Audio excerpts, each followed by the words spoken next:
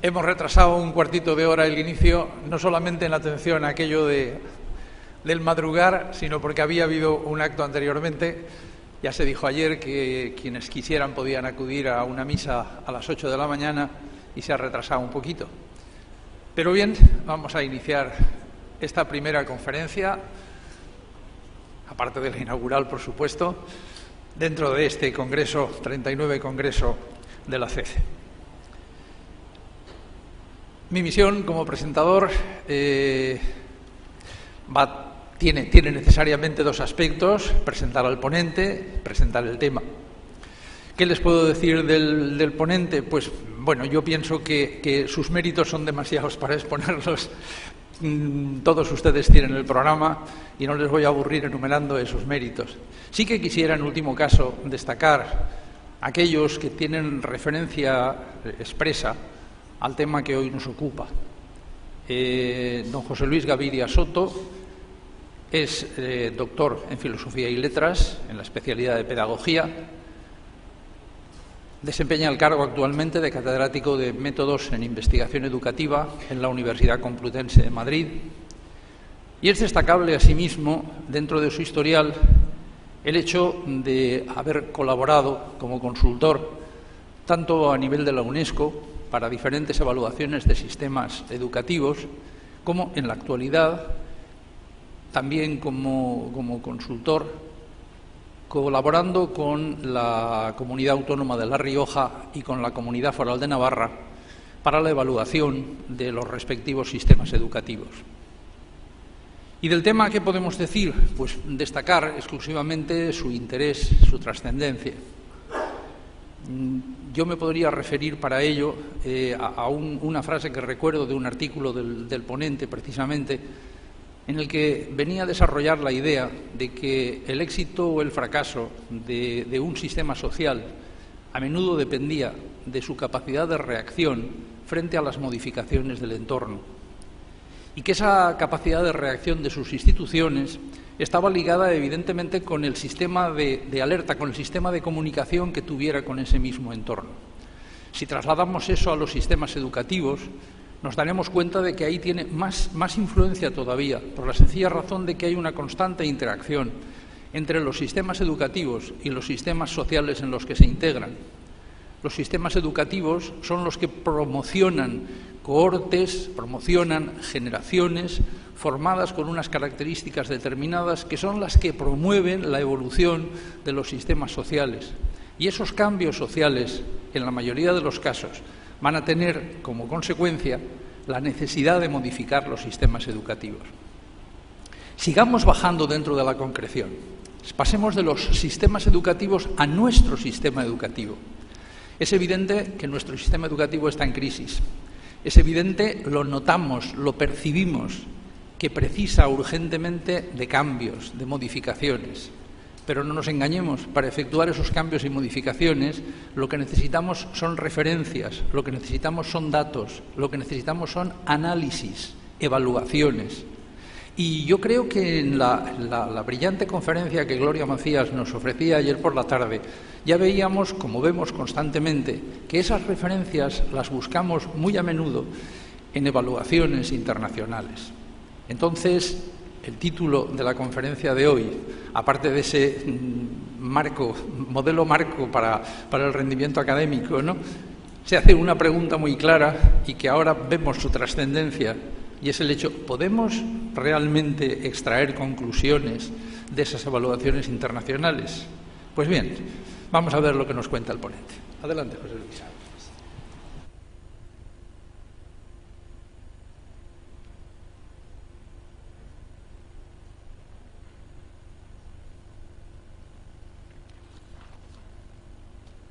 Muy buenos días a todos. Voy a comenzar entonces mi presentación, en la que voy a tratar de alguna manera de responder a esta pregunta que aparece en el título. Quiero en primer lugar contarles un poco el motivo de lo que les voy a explicar ahora. Es posible que esta conferencia sea ligeramente distinta a otras que con temas similares se hayan podido presentar o se vayan a presentar en este mismo Congreso. De hecho, si esto es así y no llego a captar su interés, esto es absolutamente culpa mía y no de la organización del Congreso. Debo decir que Mariano del Castillo, cuando me pidió que hablase sobre pues los rendimientos, PISA, etcétera, este tipo de cosas, le dije, mira, no, en lugar de hablar de eso voy a hablar de lo que yo quiero, que es una cosa como mucho más atractiva para el conferenciante, aunque no tanto para quien encarga la conferencia. ¿La razón cuál es? La razón es que, por distintos motivos he tenido la oportunidad de participar en muchas evaluaciones de sistemas educativos y me he encontrado continuamente con una situación similar a esta que le voy a explicar. Realizamos una evaluación, presentamos los resultados y nos encontramos entonces con que quien ha encargado la evaluación, por lo general, pues algún político, administrador de la educación, etcétera, ante los resultados dice, ve cómo estamos bien, estamos mal, y la siguiente pregunta es, bueno, muy bien, ya veo que estoy muy mal, bueno, pero ¿qué es lo que tengo que hacer? Este tipo de preguntas nos las hemos encontrado continuamente quienes trabajamos con evaluación. Hay preguntas de este tipo que, en fin, en la presentación de esta conferencia, pues seguramente ustedes han podido leer. Finlandia resulta que obtiene unos resultados maravillosos en la evaluación de PISA y entonces a continuación todo el mundo dice, bueno, ¿y por qué no copiamos lo de Finlandia? Y claro, especialmente estando aquí en Málaga, uno piensa exactamente qué aspectos de Finlandia es los que queremos copiar. Esta pregunta que, como digo, nos hacía algún administrador de la educación, a mí a veces me daban ganas de contestar, o tenía la tentación de contestar, mire, señor director general, si yo supiera la respuesta a esa pregunta, yo sería el director general. Seguramente usted estaría haciendo la evaluación. Porque, en el fondo, lo que quiero decir con esto es que las evaluaciones internacionales, los programas internacionales de evaluación, no siempre nos dicen de una manera clara cuáles son los resultados de los problemas que ponen en evidencia. Y esto es una característica de las evaluaciones. Esto es, muchas veces se compara la evaluación con la toma de temperatura. Es cuando tomamos la temperatura a un enfermo, vemos que tiene fiebre. Esto no nos quiere decir que sepamos a continuación cuál es la causa de la fiebre ni cuál es automáticamente el remedio, por supuesto. Pero cuando uno está haciendo evaluaciones, especialmente cuando, como en mi caso, pues uno está trabajando en la universidad y digamos que la continua reflexión sobre lo que está haciendo es casi la ocupación habitual, no cabe más remedio que presentarse o que hacerse algunas reflexiones respecto a estas preguntas. La cuestión sería, bueno, ¿y cómo podríamos contestar estas preguntas? Es decir, ¿qué es lo que hay que copiar de Finlandia? ¿O qué es? Bueno, yo siempre he puesto de ejemplo que realmente el país al que habría que copiar no es exactamente Finlandia, sino Brasil. Yo creo que han tenido, no sé si era ayer o hoy, que se va a presentar el segundo informe de McKinsey en el que se ve, bueno, pues cómo algunos sistemas escolares han conseguido mejorar y han mantenido la mejora, etcétera. Entre los ejemplos de países que son organizaciones complejísimas que han conseguido mejorar resultados, pues estaba Brasil en la segunda oleada de PISA, que consiguió un incremento enorme en matemáticas y desde luego parece ser mucho más atractivo hacer turismo pedagógico en Brasil que en Finlandia. Pero en cualquier caso, la pregunta siempre es esta. Realmente, ¿de qué manera podríamos contestar a estas preguntas? ¿Qué es lo que haría falta? La verdad es que en las ciencias sociales la polémica sobre el método ha tenido siempre una gran importancia y, desde luego, yo entiendo que hablar de metodología no es lo mío. Yo soy catedrático de métodos de investigación. Pero entiendo que hablar de metodología parece como que es irse por las nubes. Bueno, no me queda más remedio, es lo mío y me tengo que ir por las nubes. Pero fíjense, en el fondo es una pregunta muy legítima, es decir, ¿cuál es el método con el que podemos tratar de averiguar, de encontrar las respuestas a las preguntas que son esenciales? El punto esencial aquí tiene que ver con qué papel desempeña la teoría y las ideas previas respecto a la explicación de los fenómenos. Esto, en el fondo, es muy importante porque, fíjense, las ideas previas, las teorías, digamos que preceden al diseño de las evaluaciones internacionales, estas ideas previas, como digo, son las que van a determinar qué tipos de respuestas van a poderse dar a continuación, después de las evaluaciones. Y, naturalmente, no podemos perder de vista que en las evaluaciones internacionales hay algunas ideas previas respecto a cómo se produce el fenómeno de la educación, en cuanto a fenómeno social. En el fondo, fíjense, se trata de una vieja polémica que hay en el ámbito de las ciencias sociales, que es la inducción contra la deducción. Es decir, si tenemos que acudir a la realidad sin prejuicios, tratando de ver qué es lo que los datos nos dicen, o si debemos tener algunas ideas que nos ayuden a, bueno, pues justamente a juzgar el fenómeno social que queremos interpretar. En el fondo, mi postura, ya se lo adelanto, mi postura es que sin ideas previas no podemos deambular por el mundo, no existe la inducción, no podemos llegar a la realidad libres de valores, libres de ideas previas. Y la segunda cosa que quiero decir es que en las evaluaciones internacionales, en muchas de ellas, sin embargo, a pesar de que existe una teoría subyacente, se presenta como si realmente fuesen simplemente tomas libres de datos. A mí me gusta comparar esto de la inducción y la deducción, me gusta compararlo con las artes de pesca. Cuando uno quiere pescar, cuando uno va a pescar, tiene distintas opciones.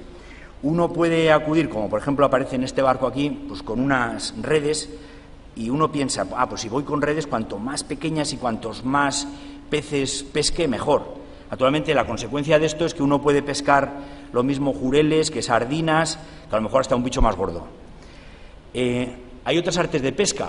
Bueno, esta sería la inducción, es decir, uno quiere captar la realidad y utiliza las redes, unas redes enormes. Es decir, se hacen, por ejemplo, encuestas en las que hay cientos de preguntas.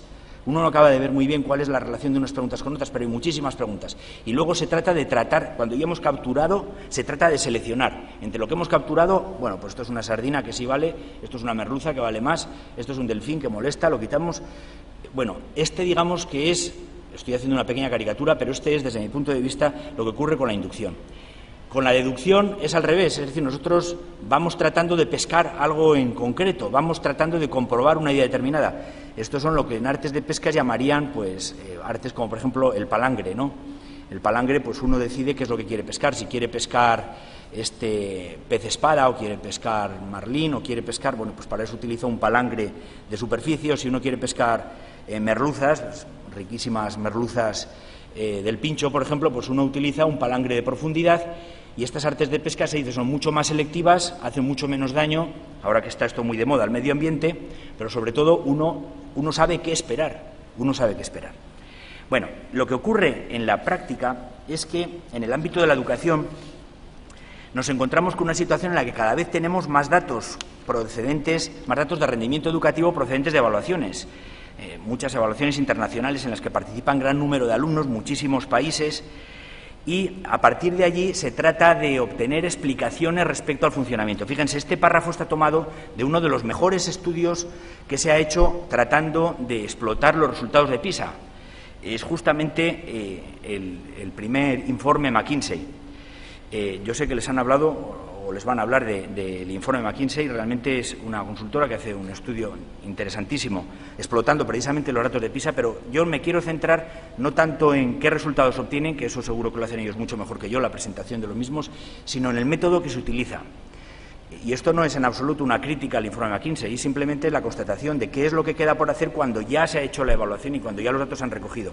Aquí lo que dice es que hay muchas maneras de mejorar los sistemas educativos, estudiar la complejidad que tienen, etcétera, pero si ven la parte subrayada, que el subrayado es mío, dice, para examinar estos sistemas escolares de alto rendimiento, lo que hemos hecho ha sido seleccionar los sistemas escolares de alto rendimiento y ver qué es lo que tienen en común.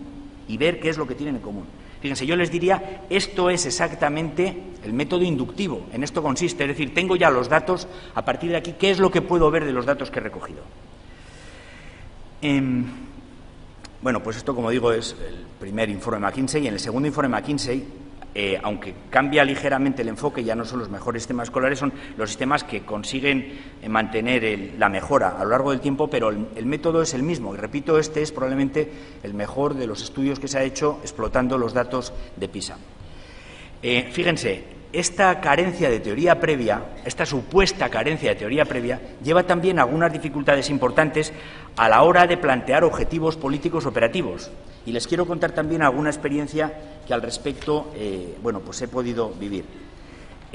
Tengo la suerte, la enorme suerte, yo diría, pues de poder colaborar con la Secretaría de Educación Pública del Gobierno de México a la hora de evaluar su sistema educativo.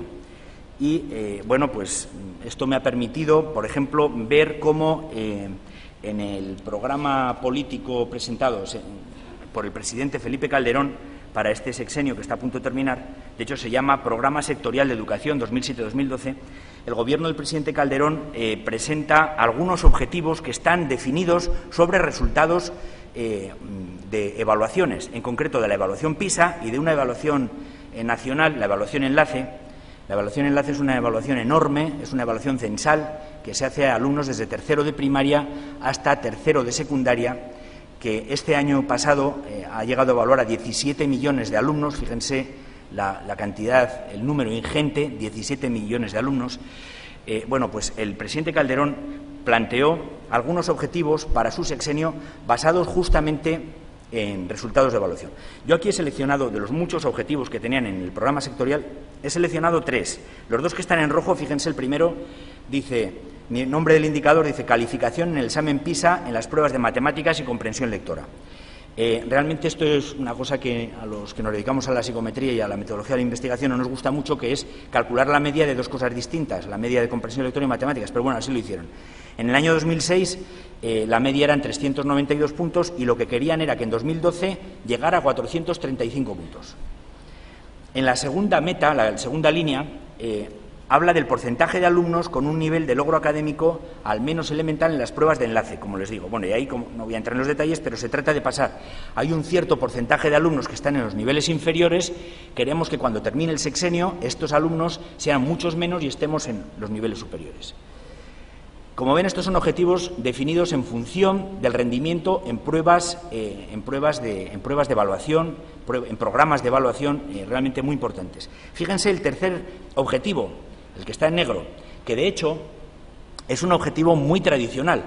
Dice revisión, actualización y articulación de programas de asignaturas, etcétera. Bueno, ¿y cuál es la meta? La meta es que para el año 2012 todas las asignaturas estén revisadas y actualizadas. ¿Cuál es la diferencia entre estos 2 tipos distintos de objetivos? Si a cualquiera de ustedes le nombrasen ahora secretario de Educación Pública del Gobierno de México y tuviesen que abordar estos 3 objetivos, yo por lo menos elegiría el primero o el tercero, porque es el más fácil de lograr, porque se logra haciéndolo. Es decir, si yo reviso los programas de los 87 programas de las asignaturas, el objetivo ya está logrado, sé cómo hacerlo. Ahora, si me preguntan, ¿y cómo se logran el primero y segundo objetivos? ¿Cómo se logran? ¿Cómo se consigue subir la media desde 392 puntos hasta 435? ¿Cómo se consigue hacer esto? Fíjense, yo no sabría qué es lo que habría que hacer. A todos se nos ocurriría, hombre, podríamos hacer esto, fomentar más interés por parte de las familias, los profesores, pero realmente tendríamos seguridad de que vamos a lograr ese objetivo. Yo siempre comparo esto con el objetivo, por ejemplo, ahora tenemos una sequía que empieza a ser un poco preocupante aquí en España. Imagínense que nos pusiéramos como objetivo, vamos a lograr que en el mes de noviembre caigan al menos 15 litros por metro cuadrado. Es un objetivo muy deseable y a todos nos gustaría muchísimo. Ahora, lo que no sabemos es cómo se hace. Es exactamente el problema. Bueno, el segundo ejemplo que quiero presentarles tiene que ver también con una ley. Es la ley denominada No Child Left Behind, promulgada por el gobierno del presidente Bush en los Estados Unidos, pero que planteaba una meta que todavía está vigente. Es una meta que es para el año 2014. Es también un ejemplo de una meta que está fijada por objetivos. Fíjense, no se trata tanto de determinar el input, sino el output. Esta ley establece como objetivo que en todos los estados, en el año 2014, el 100% de los alumnos, dice, será proficiente, eso es un palabro, es decir, será no sé qué, es decir, muy hábil o rendirá muy bien, en los test que los estados obligatoriamente establecerán para evaluar el nivel de conocimiento de los alumnos. Es decir, todos los alumnos tienen que alcanzar los objetivos determinados, es decir, el 100% de los alumnos para el año 2014. También es un objetivo que es muy valioso, está muy bien que se haya definido. Ahora la pregunta es, ¿y esto cómo se consigue? Porque tanto en un caso como en otro, una vez que hemos determinado la meta, que está muy bien, es necesario poner en marcha las medidas que permitan alcanzarla. Ahora, la pregunta es, ¿y qué hay que hacer para lograr esto? Es decir, para saber qué hacer es necesario tener una teoría en la que apoyarse. Y tiene que ser una teoría que explique la relación entre el aprendizaje y las causas que lo producen.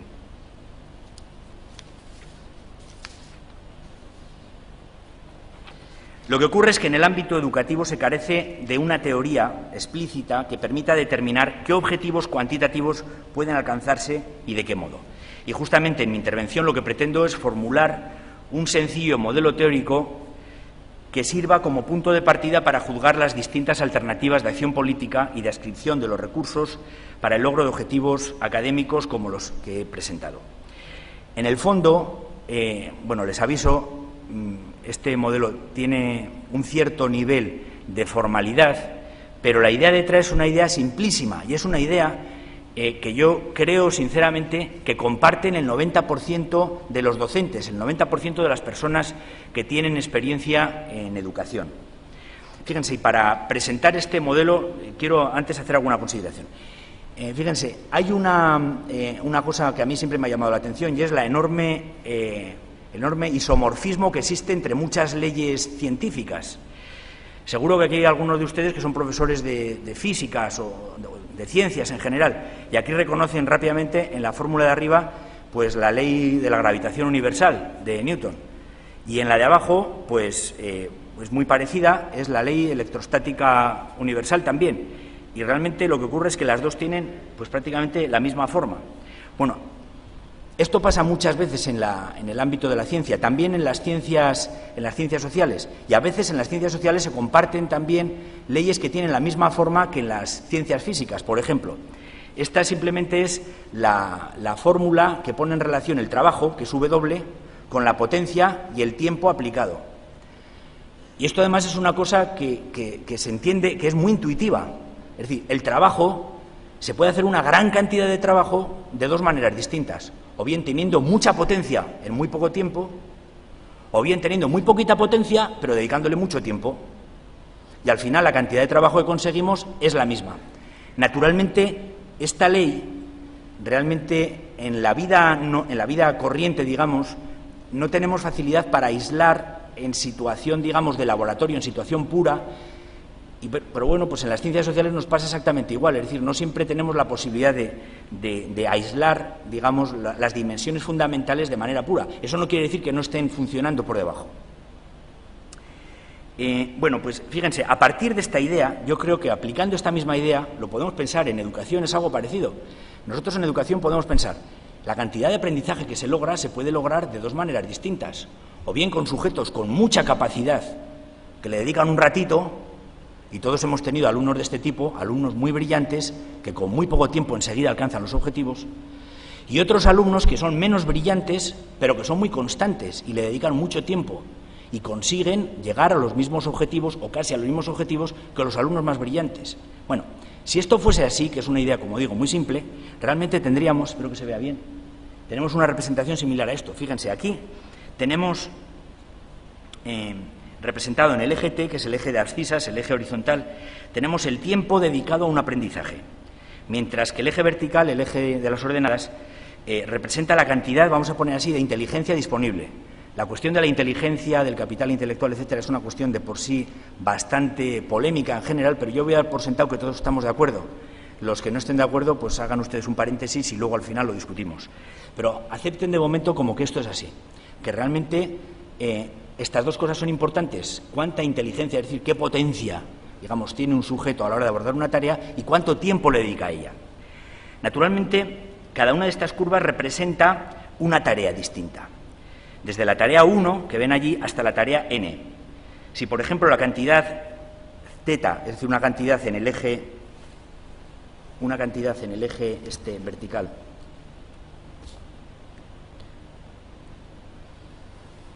una cantidad en este eje, y tenemos también un tiempo determinado, si esa combinación para un alumno determinado está donde está el punto del láser ahora mismo, este alumno ciertamente no ha alcanzado el nivel mínimo de competencia. Es decir, esto es una curva umbral. Es decir, fíjense, esta curva, cada una de estas curvas representa combinaciones de inteligencia y tiempo que son equivalentes en cuanto a aprendizaje. Es decir, un sujeto que estuviese exactamente sobre este punto tiene una determinada cantidad de inteligencia que, combinado con el tiempo que dedica, es equivalente a otro sujeto que tiene menos inteligencia pero le dedica más tiempo. Es decir, su logro, el logro de los dos, sería equivalente. Por tanto, esto es una curva umbral.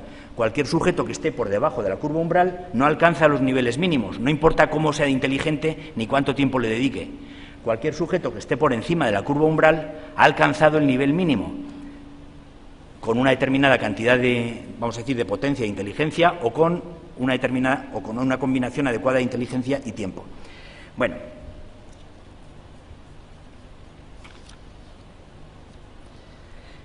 naturalmente, fíjense, aquí ya podemos ver ciertas cosas. La tarea n es mucho más difícil que la tarea 1. ¿Por qué? Porque para alcanzar el umbral, dada una cantidad determinada de inteligencia, esta de aquí, hace falta mucho más tiempo de trabajo para llegar al umbral. O dado un determinado tiempo, si yo solo dedico este tiempo, necesitaría para la tarea n más inteligencia que para la tarea 1. Es decir, está claro que esto nos permite comparar también la dificultad de las tareas. Pero fíjense, es que esto nos permite también, así rápidamente nos permite ver también algunas cosas importantes. Fíjense, esta curva realmente es una rama hiperbólica y tiene, pues tiene algunas propiedades matemáticas que curiosamente corresponden con algunas cosas que pasan en la realidad. Tiene dos asíntotas, la asíntota inferior y la asíntota lateral. Con la asíntota inferior lo que vemos es, vamos mejor con la asíntota lateral. Con la asíntota lateral lo que vemos es que no importa cuál sea la inteligencia que tiene un sujeto, si no dedica una cantidad de tiempo, al menos como este umbral de tiempo, no va a llegar nunca a dominar esta tarea, porque la asíntota es, pues como dice su propio nombre, es asintótica respecto a la rama parabólica, o al revés, la rama hiperbólica es asintótica respecto a esta recta. Por tanto, no importa cuánta inteligencia tenga un sujeto, si no dedica al menos una cantidad determinada de esfuerzo, jamás va a lograr superar el umbral. Y con la asíntota inferior pasa algo que todos sabemos que es así, pero que cuesta mucho aceptar, que no importa cuál sea el tiempo que una persona dedique a una tarea, si no tiene la capacidad mínima requerida, no va a poder superar la tarea. Y esto, querámoslo o no, sucede con algunos sujetos, muchos o pocos, ya depende de la población. Ahora, la pregunta es, ¿y realmente cómo se llega a estas curvas? ¿Cómo podemos llegar a estas curvas? Bueno, pues me gustaría hacer alguna reflexión respecto a esta relación.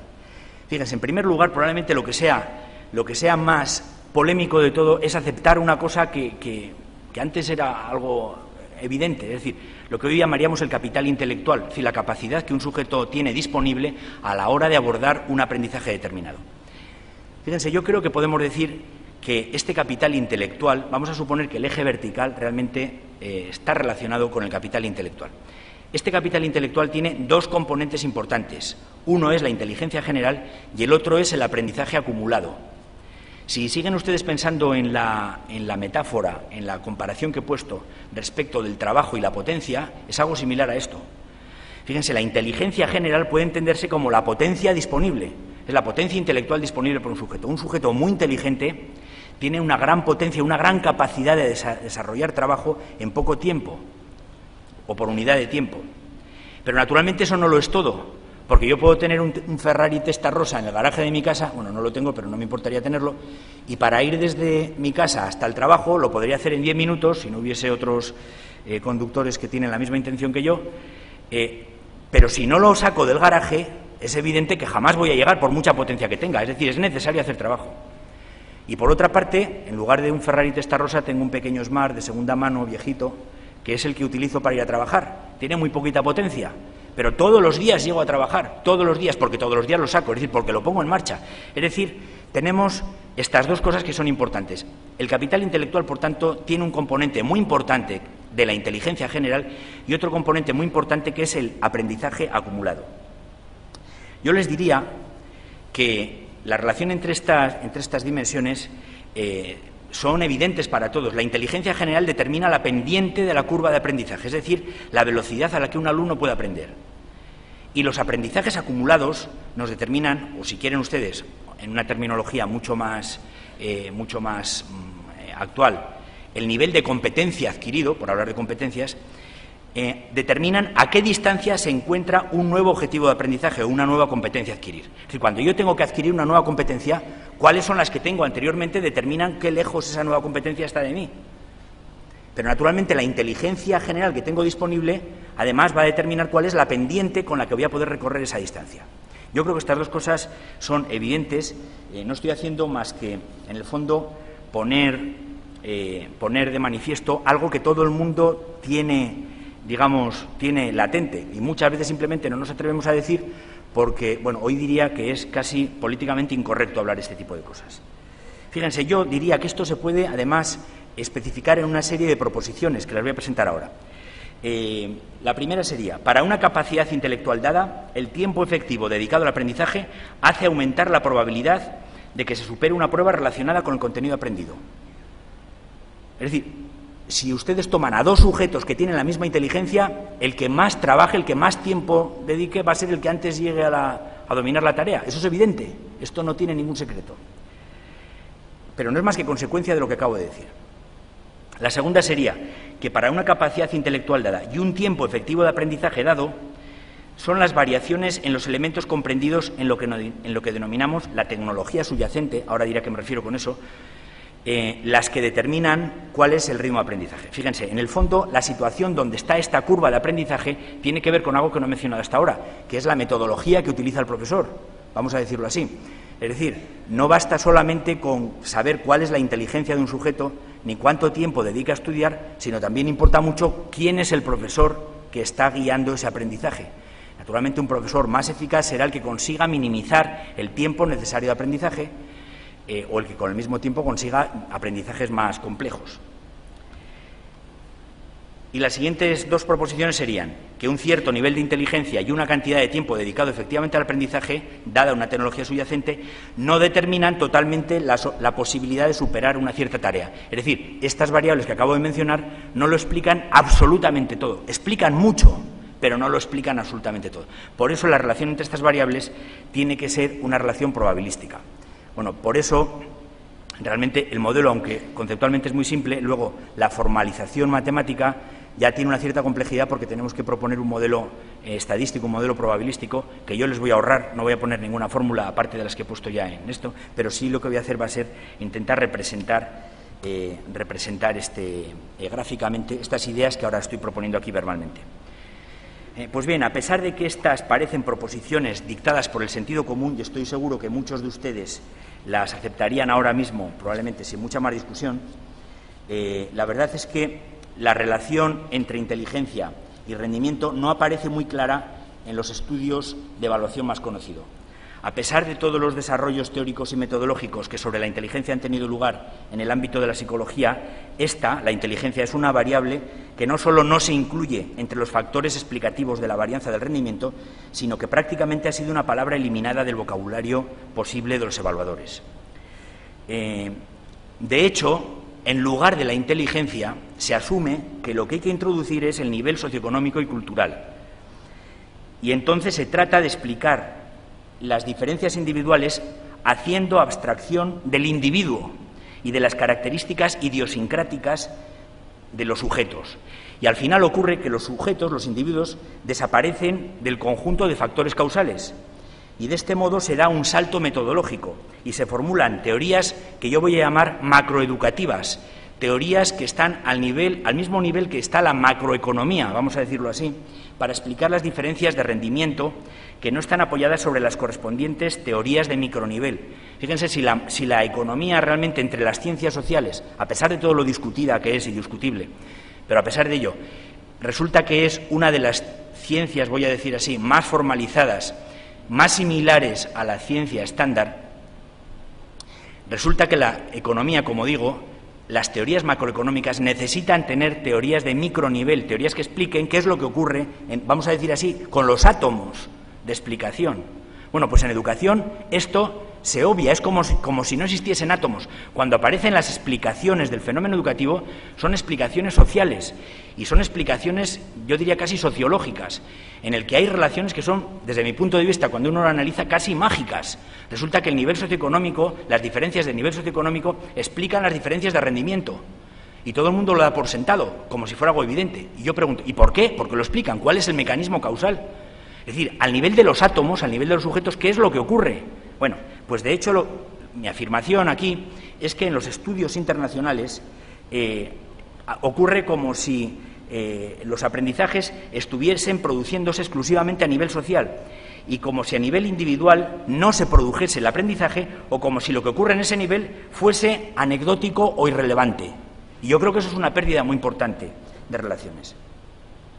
Por eso creo que realmente en ese nivel se da un salto metodológico.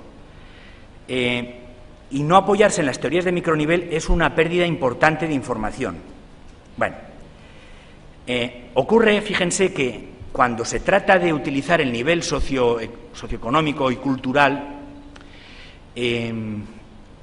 digamos que como para tratar de saltar esta otra variable que es la inteligencia general, cuando tratamos de hacer eso, efectivamente es posible que podamos explicar muchas de las cosas en ese macronivel.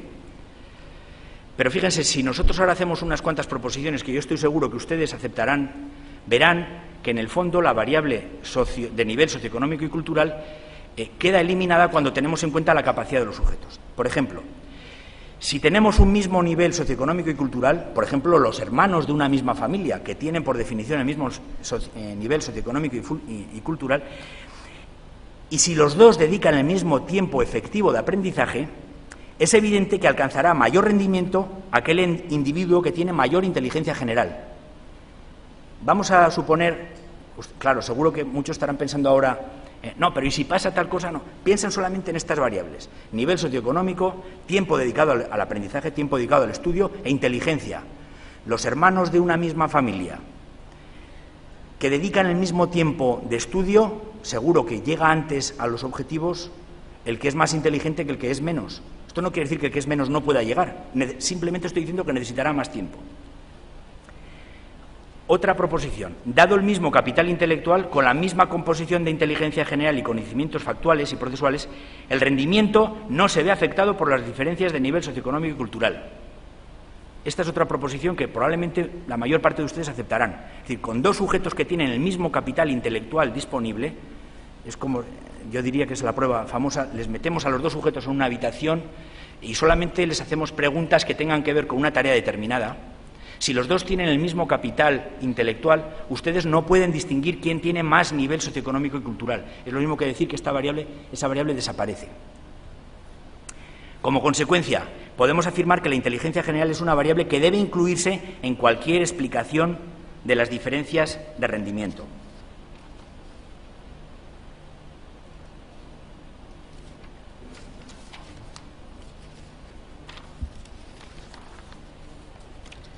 Bueno, pues bien, tratando de explicar de dónde viene esto, yo les diría, fíjense, que antes de seguir, esto sería una de las primeras cosas que yo diría, cuando me ha tocado presentar en otros ámbitos, a lo mejor, bueno, porque me han encargado, analízanos los últimos resultados de PISA, etcétera.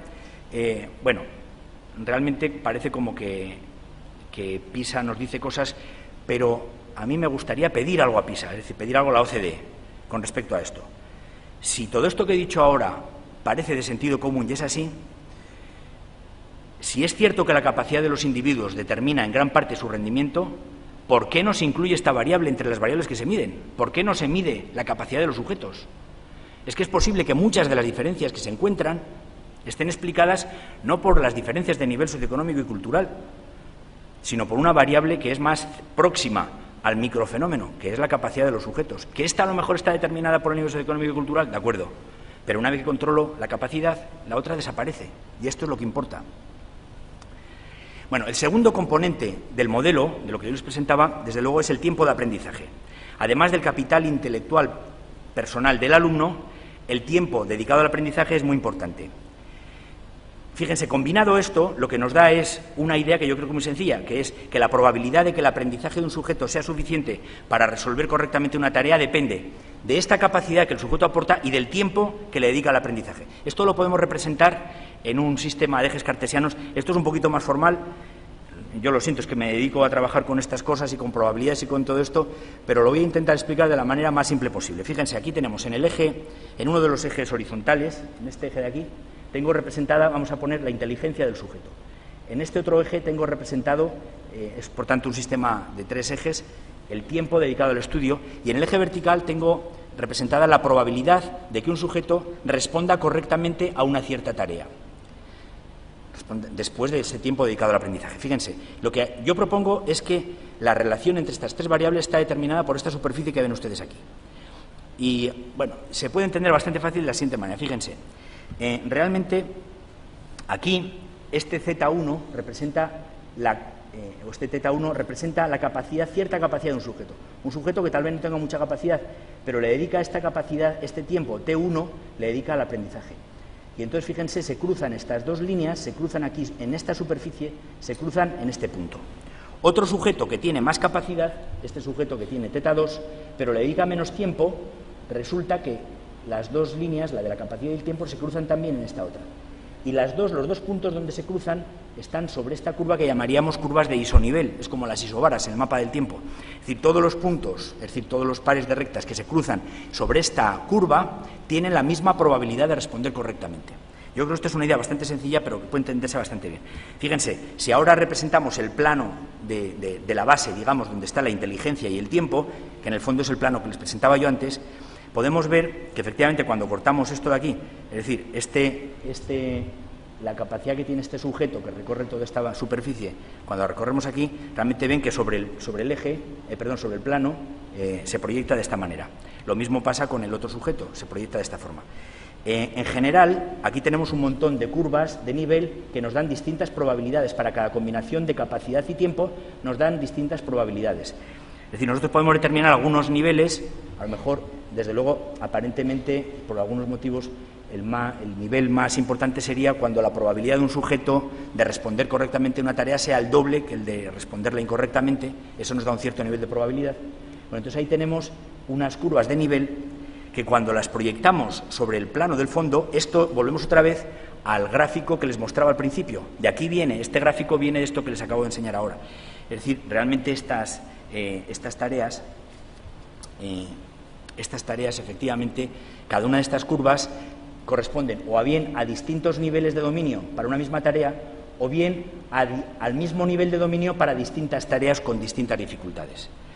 Bueno, yo creo que esto se entiende bastante fácil, creo que es fácil ver, y entonces, fíjense, de aquí aparece lo que les decía antes, que una curva umbral está determinada por la dificultad de la tarea, la asíntota inferior determina cuál es el capital personal, vamos a decirlo así, el capital intelectual mínimo necesario para resolver esa tarea. Por debajo de esa tarea es imposible simplemente de esa capacidad es imposible resolver la tarea, y lo mismo respecto del tiempo. Fíjense, la idea sería lo siguiente: todos estos puntos que están aquí son individuos que tienen distintas combinaciones de capacidad y tiempo dedicado al aprendizaje. Y están aquí en azul, en un color clarito, porque están a la derecha de la curva umbral. ¿Por qué están a la derecha de la curva umbral? Porque todos ellos han superado el umbral mínimo de dominio de esta tarea. ¿Por qué? Porque, dada su capacidad, han dedicado el tiempo suficiente. Los sujetos que están en rojo son sujetos en los que la combinación de capacidad y tiempo no es suficiente para alcanzar el dominio de la tarea necesario. Bueno, lo que suele... Esto en el fondo, aunque no formalizado, pero es algo que está en la mente de casi todos los educadores y de muchísimos de los políticos. Pero lo que suelen hacer los políticos, fíjense, no es cambiar las variables fundamentales. Vamos a ver, hay aquí alguna que es evidente que es difícil de cambiar. La capacidad que los sujetos tienen es muy difícil que lo cambiemos. Nosotros no podemos cambiar a nuestros alumnos españoles e importar aquí ahora a los alumnos finlandeses. Sobre todo tenemos una relación emotiva con ellos y nos costaría un poco hacerlo. No se puede hacer. Sí se puede, y es lo que todos los padres hacen, sí se puede controlar el tiempo de aprendizaje. Y si un niño no estudia lo suficiente para alcanzar el nivel mínimo, le pedimos que estudie más. Pero fíjense, cuando uno está en la administración, como no tiene, digamos, acceso a esas variables, automáticamente piensa que lo puede lograr cambiando otras cosas, por ejemplo, haciendo una reforma del sistema educativo.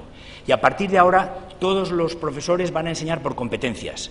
Y enseñando por competencias conseguimos cambiar la curva umbral. Y para la misma tarea, el nivel de dominio ya no es este que aparece aquí, sino este otro. Es decir, si se dan cuenta del punto de la situación inicial de la curva, resulta que si yo la bajo aquí, ahora ya hay unos cuantos sujetos que han pasado a la otra zona, a la zona Y ahora estos puntos que están en rojo, esos dos por lo menos y aquel de arriba, tendrían que estar en azul, tendríamos que cambiar. Esa es una tentación muy comprensible, pero esto es razonable realmente hacer esto.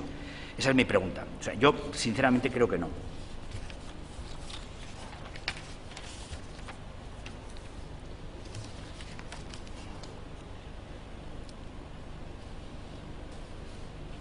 Bueno, en el fondo, fíjense, esta es la idea, esto que acabo de decir ahora, es la idea que subyace a la adopción de programas como, y seguro que les suena mucho a ustedes, como los denominados tecnologías de la información y la comunicación, con planes para proporcionar, por ejemplo, a cada alumno un computador, como el Plan Escuela 2.0 del Gobierno español.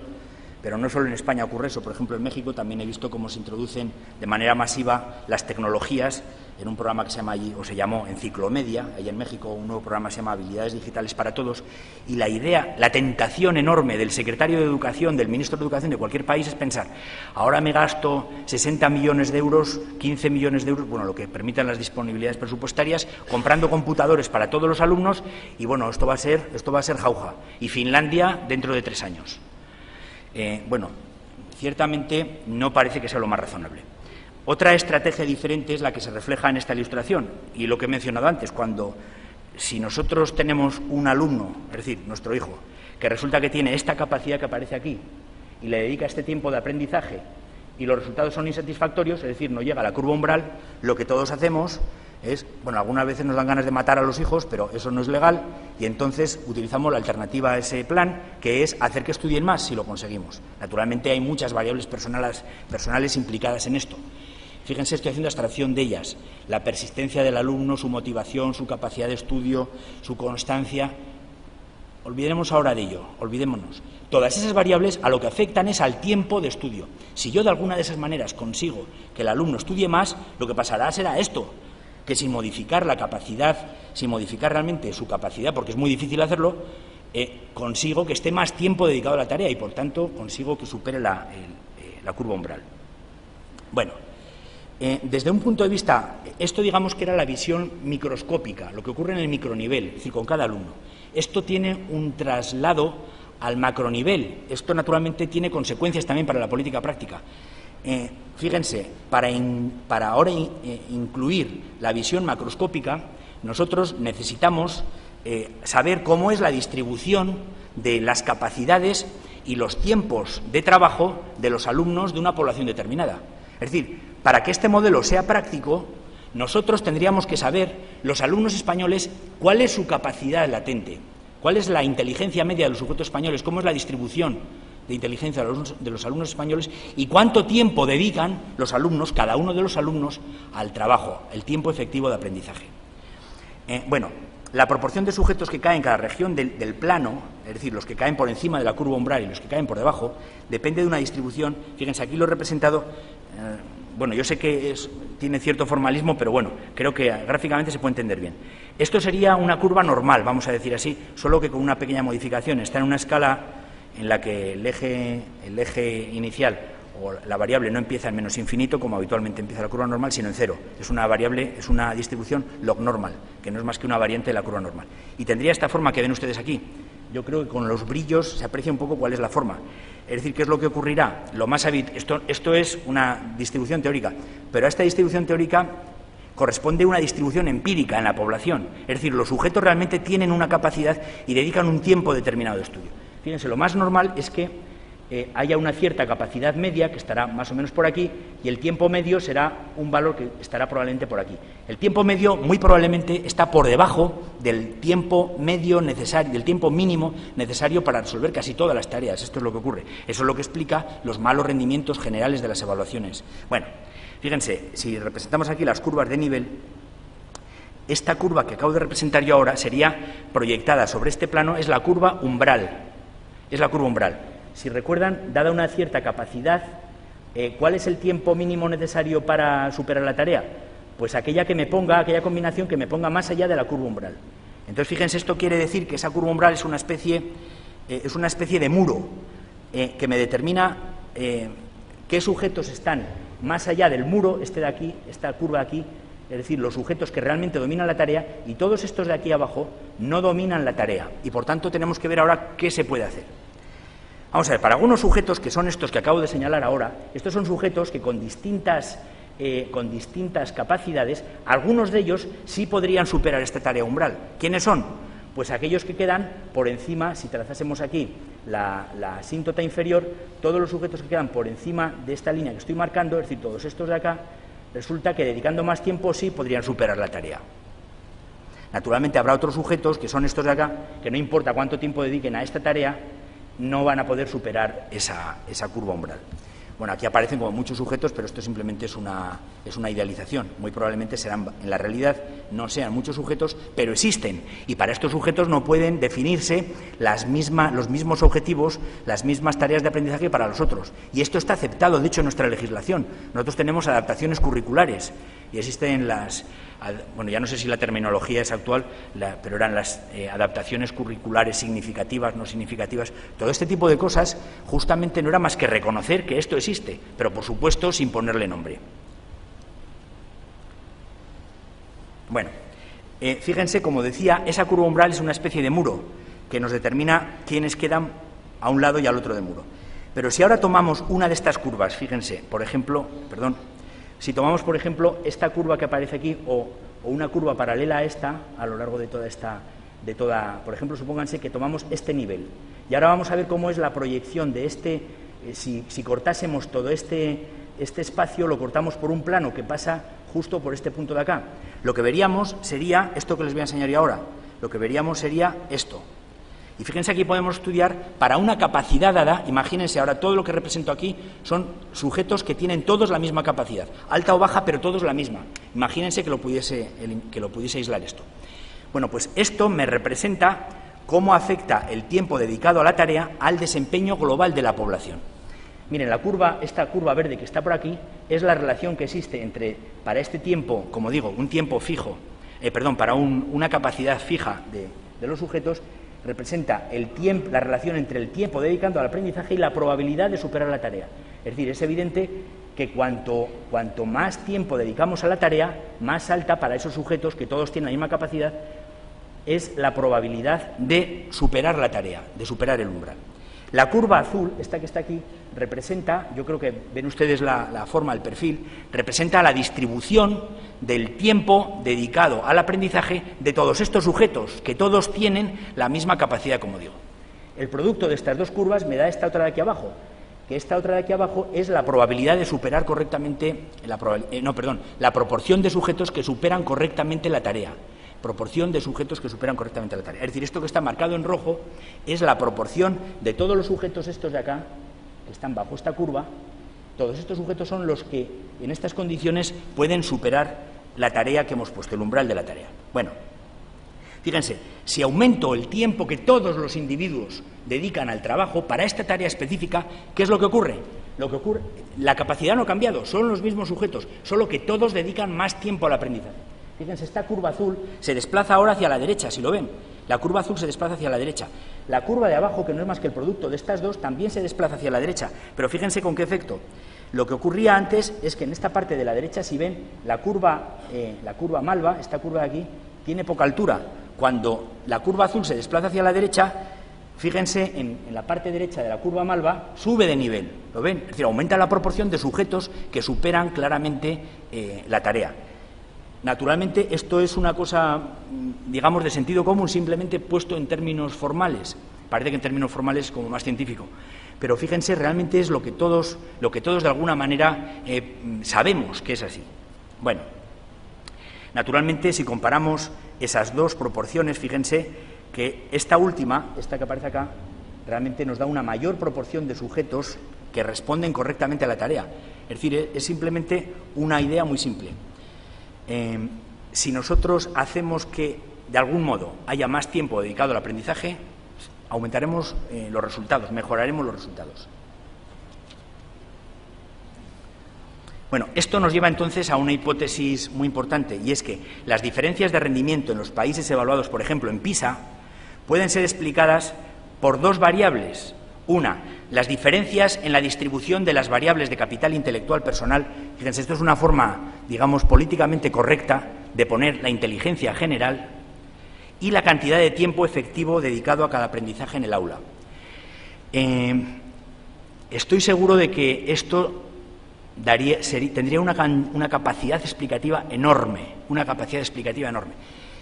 Habitualmente suele darse por sentado que la distribución de inteligencia, sobre todo porque otra cosa parecería que es puro racismo, que la distribución de inteligencia es igual en todos los países, que todos los países tienen más o menos la misma inteligencia general, las poblaciones. Pero esto, si lo pensamos un poco a fondo, esto simplemente no tiene por qué ser cierto, y de hecho no lo es.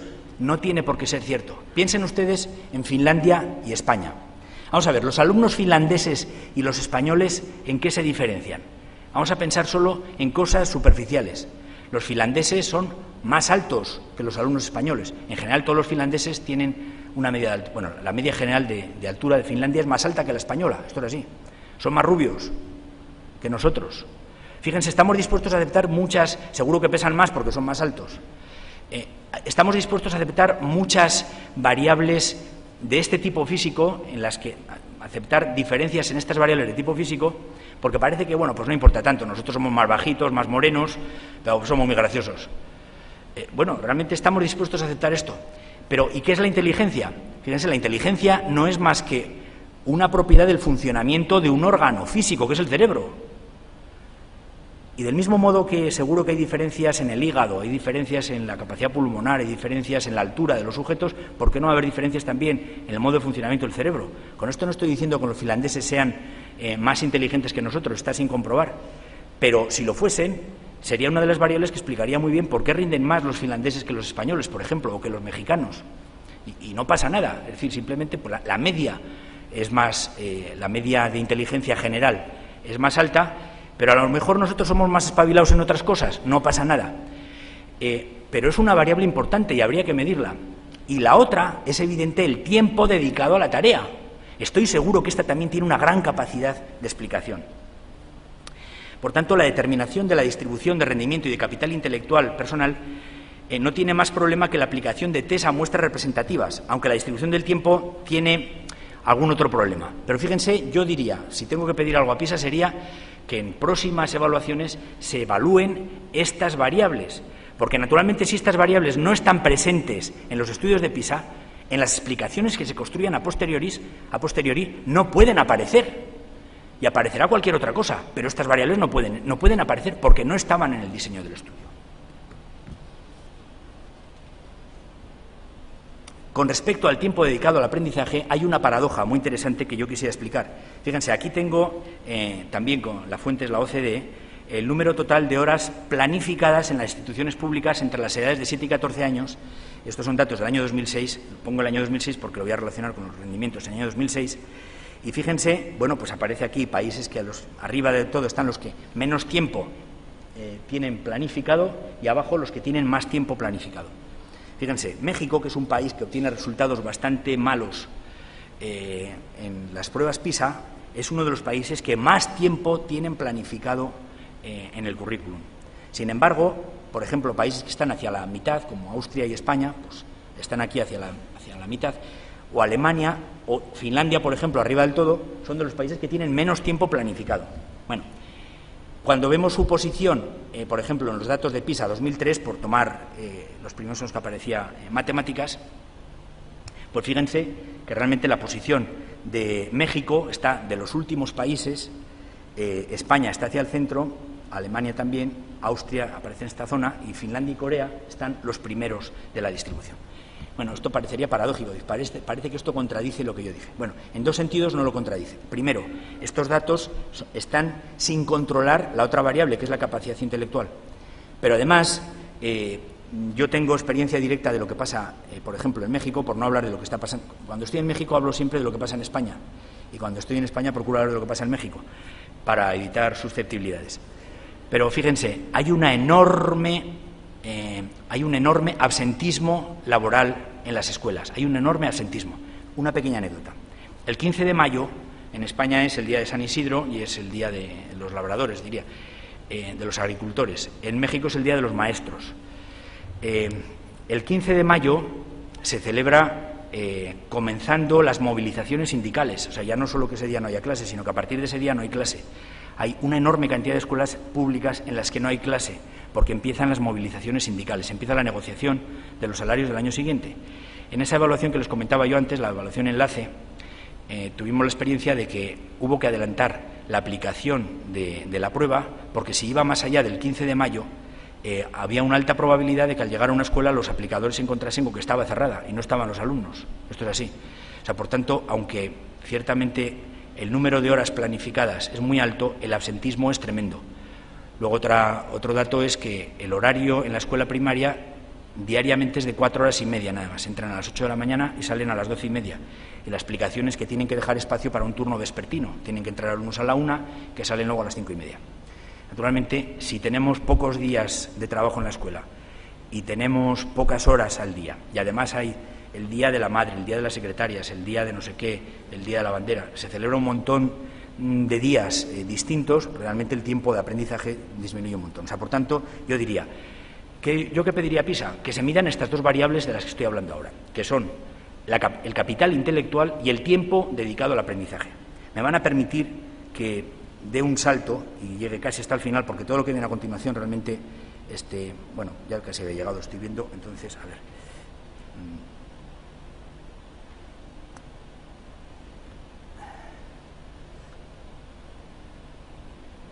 Bueno, simplemente me van a permitir que vaya a las consecuencias. Yo, fíjense, les diría, para terminar esto, lo que he presentado no es más que una formalización. Todo esto tiene un montón de fórmulas matemáticas, estadísticas detrás, probabilísticas, que se las ahorro, pero que no hacen más que formalizar dos cosas que estoy seguro que todos ustedes han pensado más de una vez. ¿Qué es lo que explica que los alumnos rindan bien? Pues son dos cosas, la capacidad y el esfuerzo. Con la capacidad podemos hacer poco, excepto de una generación para la siguiente, pero con el esfuerzo lo podemos hacer todo. Y, naturalmente, debemos decir que cualquier otra explicación en la que no estén presentes estas dos variables es una explicación parcial e incompleta. Por tanto, yo les diría, todos los resultados de todas las evaluaciones internacionales como PISA son importantísimos, como lo que yo les decía antes del termómetro, nos dicen cuál es la temperatura del enfermo, pero tienen poca capacidad para decirnos cuáles son las causas de la enfermedad. Y simplemente por esto, porque es que desde el diseño se han obviado, se han eliminado, se han evitado justamente las dos variables que desde mi punto de vista son las más importantes para explicar qué es lo que pasa con el rendimiento. Y ya termino diciendo que seguramente no hay nada más práctico que lo que decían mis maestros cuando les decíamos, es que sus explicaciones son demasiado teóricas, queremos cosas más prácticas, y siempre me decían, no hay nada más práctico que una buena teoría. En fin, esto es simplemente una pequeña contribución en esa dirección. Espero que de verdad sea una buena teoría y no simplemente una tontería. Muchas gracias por su atención y quedo a su disposición.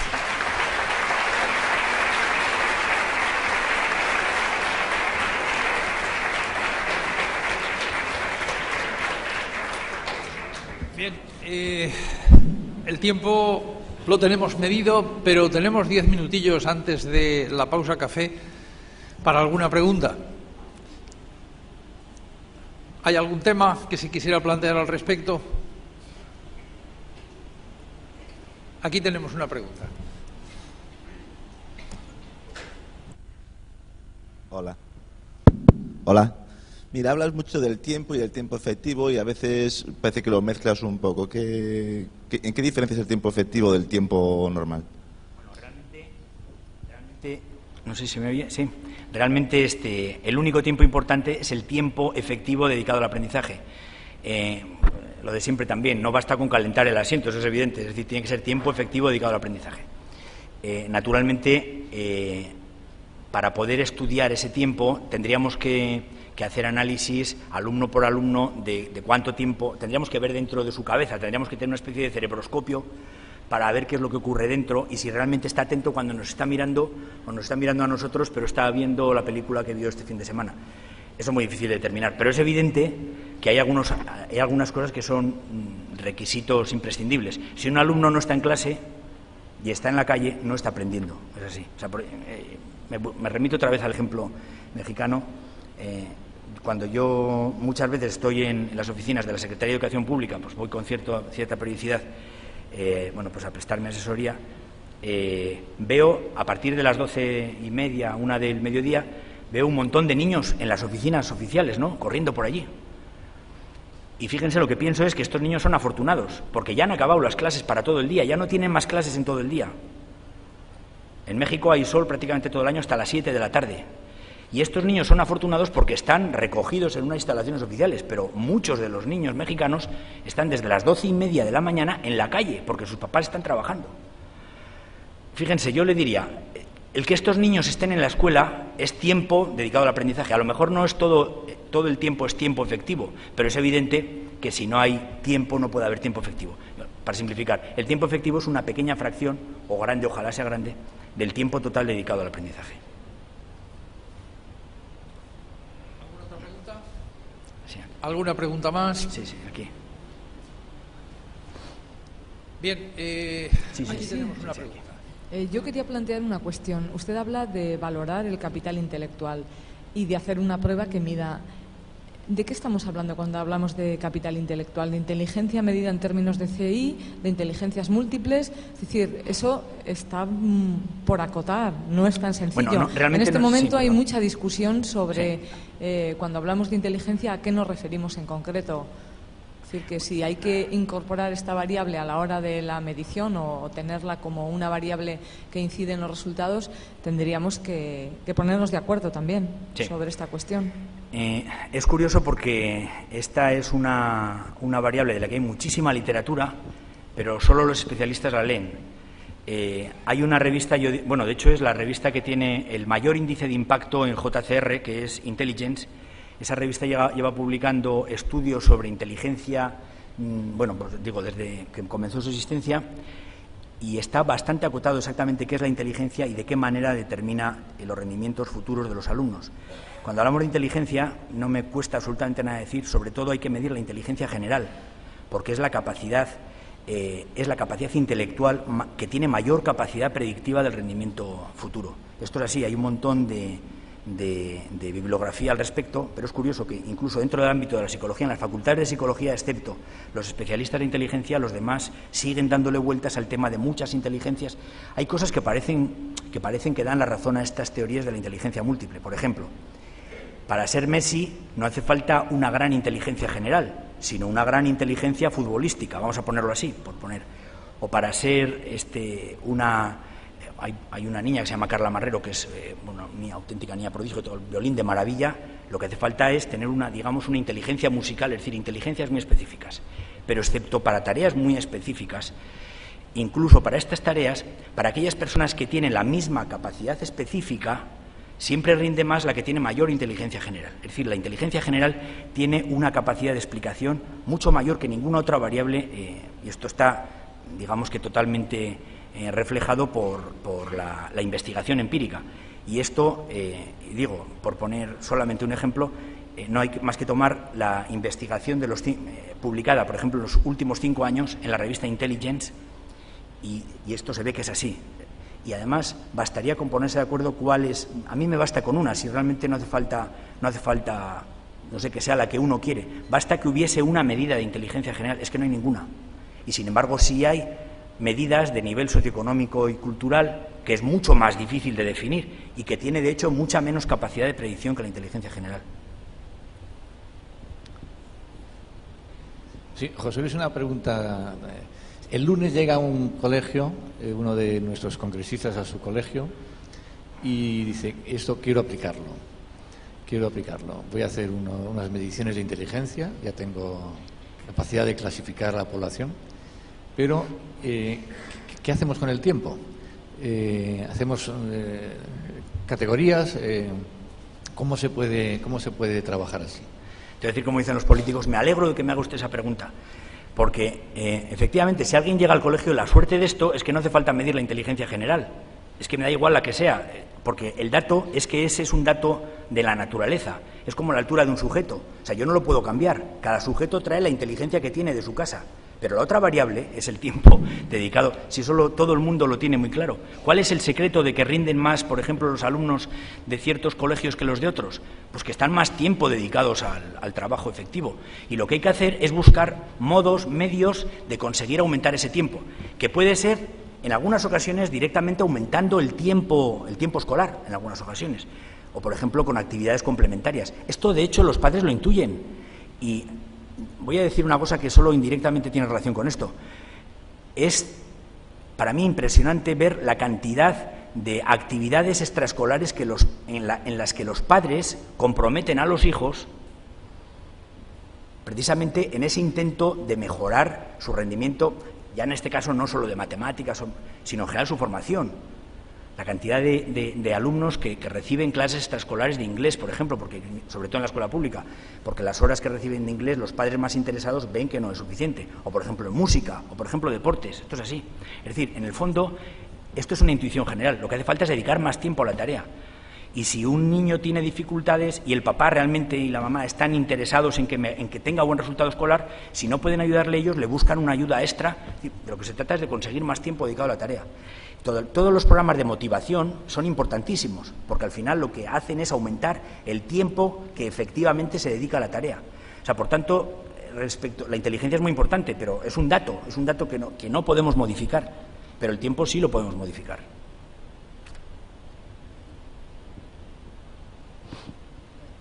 Sí, estoy totalmente de acuerdo con lo que se muestra son síntomas y tenemos que ir a la causa de esos síntomas, ¿no? Estoy de acuerdo en que el tema de la inteligencia y el tiempo es importante. Ahora, justo en España, el horario de clase que tenemos es tremendamente extensivo. Entonces, como usted ha apuntado ahora, ¿no cree que probablemente con el carácter español, con nuestra forma de ser, deberíamos invertir más en revisar nuestras metodologías y nuestra forma de llegar a los alumnos para conseguir una mayor motivación y, consecuentemente, un mayor tiempo efectivo utilizado? Pues a lo mejor. Yo creo que en esto hay siempre dos perspectivas distintas. Son la perspectiva del micronivel y la perspectiva del macronivel. Si yo soy padre de familia, yo no me planteo nada respecto a la metodología didáctica, porque para mí lo que hace el profesor es algo en lo que yo tengo muy poca capacidad de influir. En lo que puedo influir es en el tiempo que mi hijo dedica a estudiar. Y si mi hijo me dice, es que el profesor es un rollo, pues bueno, a mí por lo menos me decían, pues tú estudia más. Y con eso lo compensas, ¿no? Naturalmente, si el profesor no es un rollo, es mucho mejor, por supuesto. La otra perspectiva es la del macronivel, es decir, el administrador o digamos incluso el político, cuando se plantea mover las cosas que él puede, y lo que puede hacer es publicar decretos, y con un decreto de repente podemos obligar a todos los profesores a cambiar la metodología didáctica y a partir de ahora empezar a hacer el diseño por competencias. Y a partir de ahora todos los profesores se van a dedicar a diseñar competencias y se van a dedicar a diseñar el currículum por competencias y a enseñar basados en competencias y a evaluar basados en competencias. ¿Eso es efectivo? Vamos a ver. En teoría, el efecto de eso sería mover la curva umbral, eso que le estaba diciendo antes, ¿no? Es decir, no movemos ni la capacidad intelectual ni el tiempo dedicado al aprendizaje, lo que movemos es la curva umbral. Pero eso de verdad pasa. En realidad lo que va a pasar va a ser que muchos profesores ya están haciendo lo mejor que ellos pueden hacer. Y si les cambiamos eso, lo que hacemos es empeorar su rendimiento. Y otros profesores a lo mejor se benefician de esto, pero el efecto de uno queda compensado con el otro. Simplemente el político no tiene capacidad, es imposible que sepa qué es lo mejor dentro de cada aula. Es decir, ahí las decisiones tienen que ser lo más locales posibles. Naturalmente, mejorar la formación de los profesores es importantísimo. Pero fíjense, en esto yo me he saltado una parte importante que es la parte dinámica. Esto, generación tras generación, es decir, vamos a ver, lo voy a plantear en estos términos. ¿Qué son los profesores?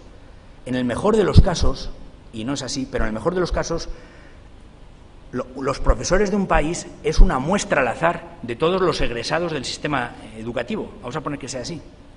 Entonces, naturalmente, su distribución de capacidad será como la distribución de capacidad media. Si nosotros, aumentando el tiempo dedicado el esfuerzo dedicado al aprendizaje, conseguimos en una cohorte determinada, para una generación, conseguimos mejorar su capacidad intelectual general, y en esto ya se incluye ya no solamente la inteligencia, sino también los conocimientos acumulados, la siguiente generación de maestros será una muestra de una población con más capacidad, luego serán maestros con más capacidad, y esto moverá las curvas de aprendizaje hacia abajo, las curvas umbral hacia abajo. Esto es una cuestión de generaciones. Yo no estoy seguro de que con un diseño, naturalmente dentro de un centro probablemente se pueda hacer, porque el director, el jefe de estudios, conoce a este profesor qué es lo que le falla, este profesor no sabe controlar a los alumnos, este otro es un rollo, este no planifica las clases, y puntualmente así en ese micronivel sí se pueden tomar decisiones individuales. Siempre, el objetivo al final, aunque no nos demos cuenta, siempre es el mismo. Es conseguir que este profesor tenga alumnos que dedican más tiempo al aprendizaje. Este es el objetivo. Y en ese micronivel se puede hacer. Lo que dudo es que eso pueda hacerse a nivel de política. Yo dudo muchísimo que ninguna política educativa consiga, por decreto, mejorar los rendimientos académicos simplemente planteándoselo como objetivo. Bien, a partir de ahora entramos en tiempo de descuento, pero si hay alguna pregunta más. Bien, ahí al final tenemos, a ver si es posible, la última.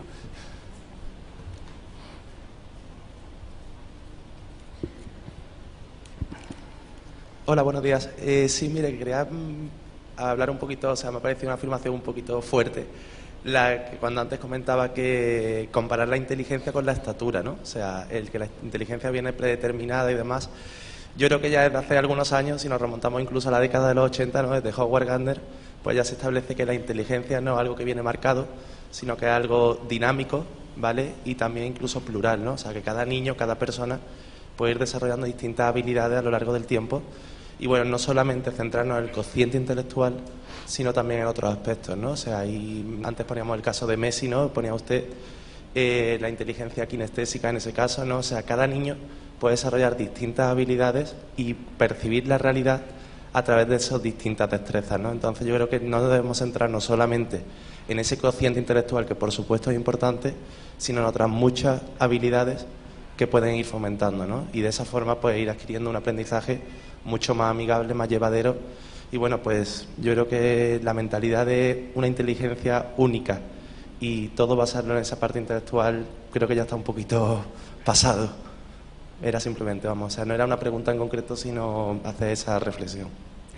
Gracias. La verdad es que sería muy interesante el debate sobre el tema porque, como digo, una cosa es lo que las ideas predominantes en los departamentos de psicología de casi todas las facultades, casi todas las universidades españolas, no solo españolas, pero muchas de ellas, y luego lo que de verdad está ahora mismo vigente entre los especialistas en inteligencia. Pero sin entrar en eso, fíjese, yo, a pesar de que no estaría totalmente de acuerdo con lo que usted ha dicho, pero aceptaría completamente lo que ha dicho si fuese verdad. Es decir, si me dice, no tenemos que centrarnos solo en la inteligencia general, sino en otros tipos de inteligencia. De acuerdo, mídanse todas. Estoy de acuerdo. Pero es que no hay ninguna. Es que en los estudios internacionales de evaluación, en TIMSS, en PISA, incluso en estudios nacionales, en NAEP, etcétera, en ninguno se mide absolutamente ninguna variable que tenga que ver con la capacidad intelectual de los sujetos. Ni inteligencia general, ni inteligencias específicas, ni inteligencias múltiples, ni triadas, absolutamente nada. No se mide nada. Y yo aceptaría lo que usted dice. La inteligencia general no es una variable suficiente para explicar. Hace falta muchas otras más. ¿De acuerdo? Mírense. Luego yo decidiré exactamente y veremos cuáles son las que tienen más capacidad de explicación. Es que hoy se da por supuesto que eso no es una variable que interviene. Y eso es lo que me parece que no es razonable. Eso simplemente de ninguna manera refleja el conocimiento actual científico, no el conocimiento común respecto a la naturaleza de la inteligencia. Bien, pues no queda nada más que a ustedes pedirles la máxima puntualidad una vez pasado el descanso para el café y a nuestro ponente pues agradecerle su intervención especialmente didáctica y esclarecedora. Muchas gracias.